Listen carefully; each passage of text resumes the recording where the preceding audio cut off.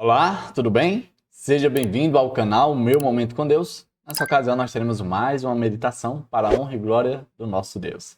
Antes de nós conhecermos qual será o tema, eu quero convidar você a orar. Mas primeiro, eu gostaria de te pedir algumas coisas muito importantes para que essa obra continue avançando.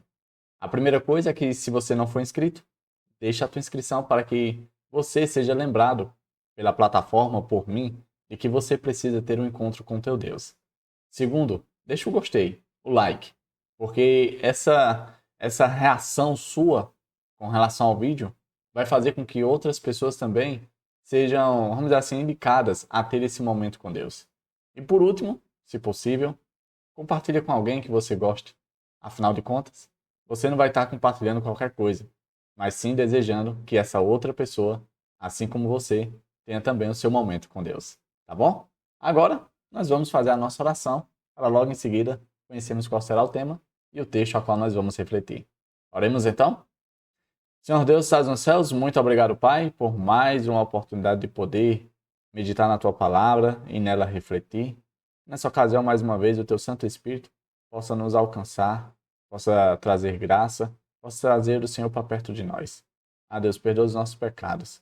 Que o Senhor nos dê fé, porque em momentos como esse que dedicamos tempo para meditar e refletir na Tua palavra, nós queremos cada vez mais solidificar a nossa relação contigo. Nós pedimos todas essas coisas porque cremos no nome santo e poderoso do Teu Filho amado, Jesus Cristo. Amém.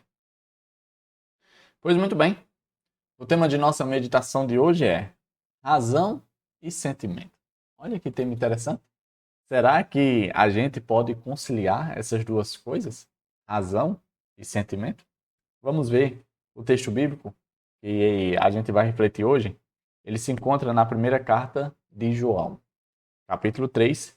Nós vamos ler o versículo 20 e 21, que diz assim, ó: Pois, se o nosso coração nos acusar, certamente, Deus é maior do que o nosso coração e conhece todas as coisas. Amados, se o coração não nos acusar, temos confiança diante de Deus. Esse verso, esses dois versos, eles trazem à tona um preceito, uma informação muito importante. E a Bíblia leva sim em consideração os sentimentos, as emoções. Interessante que o texto falou sobre coração. Você lembra de algum verso quando se trata do coração? Com certeza, o verso que irei citar possivelmente tenha vindo à sua mente, à sua cabeça. Mas antes disso, eu gostaria de citar um outro verso que, quem sabe, você não conhecia, porque eu não conhecia. Esse verso se encontra ali no Salmo, verso 4, capítulo 4, verso 4, que diz: Consultem no travesseiro o coração e sosseguem. E quando eu falei que o possível verso que você tenha lembrado, talvez seja esse que se encontra em Jeremias 17:9, que diz o seguinte: Enganoso é o coração mais do que todas as coisas. E aí a gente fica num dilema. O verso de Salmo falou que nós devemos consultar o coração, que nós devemos nos aquietar, sossegar. Já o outro, o de Jeremias, falou que a gente não deve dar ouvidos ao coração, porque ele é enganoso mais do que todas as coisas. Será que nós estamos diante de uma contradição? A bem, na verdade, não é uma contradição. É apenas um exemplo claro de que eu e você devemos balancear as coisas. Nós devemos equilibrar. Nós não devemos avançar na dosagem, como é prescrito normalmente com relação a medicamentos.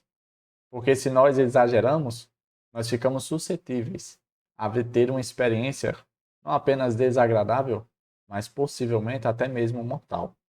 Com relação ao sentimento e à razão, é da mesma forma. Eu e você não podemos ser totalmente sentimentais, num aspecto totalmente emocional, e também não podemos ser totalmente apenas racionais e deixar a emoção de lado. Dentro do contexto bíblico, há espaço para as duas coisas e de maneira saudável no crescimento da graça e no crescimento do cristianismo, eu e você devemos ter a experiência com os dois lados da moeda, tanto a parte racional como a parte emocional.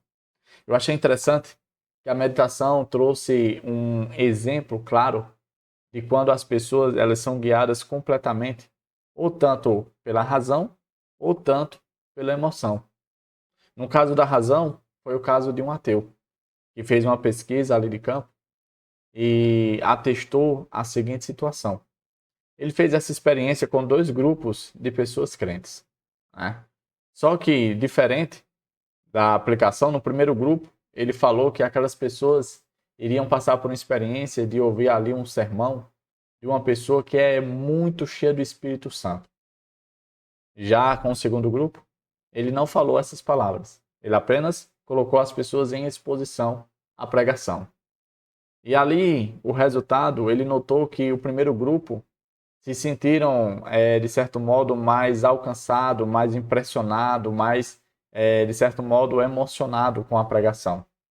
Já o segundo, não.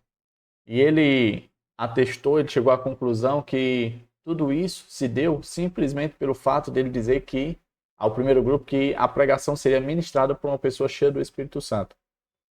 Em outras palavras, ele quis dizer que o simples fato de induzir as pessoas por um caminho fez com que elas tivessem uma reação emotiva completamente diferente. Isso fez com que ele acreditasse de maneira racional de que Deus não existe, de que a experiência da presença de Deus não é real, simplesmente por conta dessa experiência que ele fez com esses dois grupos, onde fez com que um grupo fosse, de certo modo, incentivado, instigado a sentir ali uma sensação como se fosse algo, podemos dizer assim, sobrenatural, já diferente do segundo grupo, que não teve nenhum tipo de reação. O interessante disso é que nós podemos aplicar essa mesma situação ao contexto da miragem.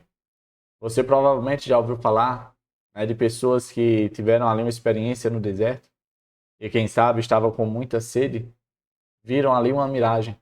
E o que é uma miragem? É exatamente uma visão de um lugar, podemos dizer assim, de um oásis, de um lago, de algo que você está necessitando muito. E a questão da miragem, embora não seja real, eu e você não podemos confirmar de que oásis no deserto, lagos no deserto não são reais. O próprio contexto bíblico traz à tona isso, né, falando sobre as águas de Mara. Ou seja, mesmo no deserto, haviam locais que tinham água.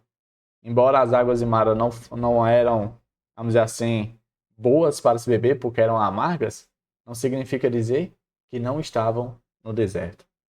Em outras palavras, o que a meditação está querendo chamar a minha e a sua atenção é algo muito simples. Não deixe de viver uma experiência emotiva de forma saudável e também não deixe de agir de maneira racional. Ande pelas duas vias nesse aspecto. Tanto seja racional, como também sentimental ou emocional. Afinal de contas, os dois irão contribuir para o nosso crescimento.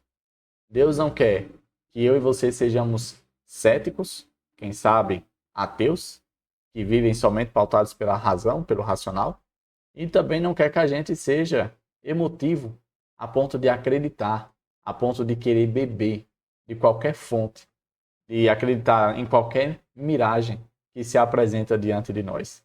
Isso revela uma pessoa muito sentimental ou emocional. Tá certo? Chegamos ao fim a mais um Momento com Deus, hoje tratando do tema razão e sentimento, onde a Bíblia nos recomenda que é bom a gente ter um pouquinho dos dois. E dessa forma, de maneira equilibrada, de maneira saudável, ter uma experiência real na presença de Deus. Tá bom? Que Papai do Céu te abençoe, te proteja de todo mal e que você retorne aqui para a honra e glória de Deus no próximo encontro, para mais uma vez termos o nosso momento de meditação. Até a próxima e tchau, tchau.